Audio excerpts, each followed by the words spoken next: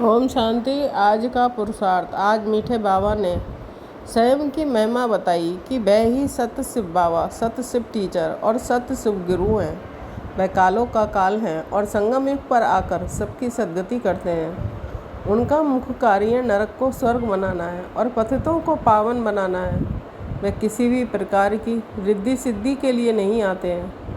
सभी युगों में पुरुषोत्तम संगम युग, यह युग सबसे ऊंचा है, जिसके बारे में सिवाय बच्चों के और कोई नहीं जानता। बच्चे अभी श्रीमत पर चलकर अपनी सतयुगी राजधानी स्वर्ग दैवी राज फिर से स्थापन कर रहे हैं। लक्ष्य नर से नारायण बनना है, यानी लक्ष्मी नारायण जैसा 100% पवित्र, सुखी, शांत और समृद्ध राज्य स्थापन करना है।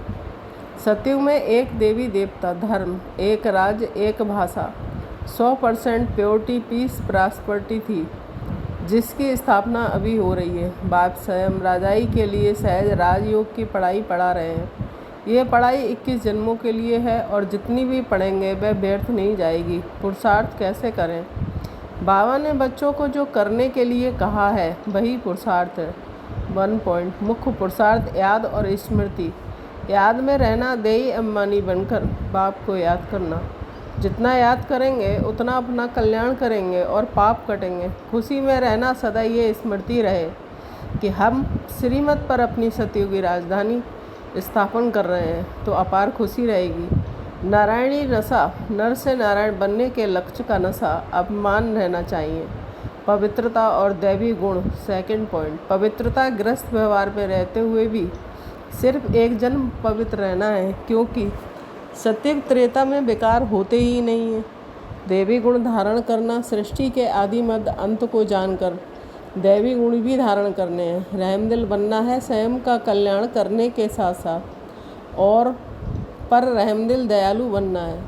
श्रीमत का पालन, श्रीमत पर चलना, ऊंचे ते ऊंच भगवान की ऊंच ते ऊंच श्रीमत पर एक मत होकर चलना है।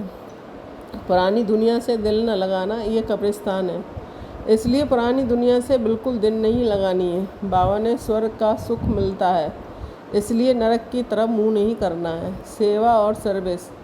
ज्ञान देना, लक्ष्मी नारायण और सीढ़ी के चित्रों का उपयोग करके आदि सनातन देवी देवता धर्म की स्थापना का ज्ञान सबको देना है। माताओं का अच्छा संगठन होना चाहिए। बूढ़ी माताओं को भी सिखलाकर प्रदर्शनी में समझाने के लिए तैयार करना चाहिए, ताकि उनका नाम वाला हो।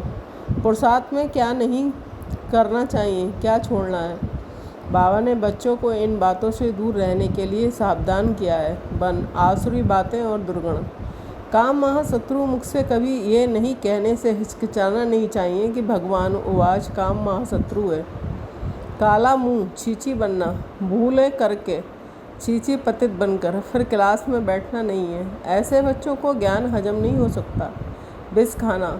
अमृत पीते पीते फिर से विष खाकर खाने से 100 गुणा काले बन जाते हैं और आसुरी संप्रदाय के बन जाते हैं। पुरानी दुनिया, देह से दिल लगाना।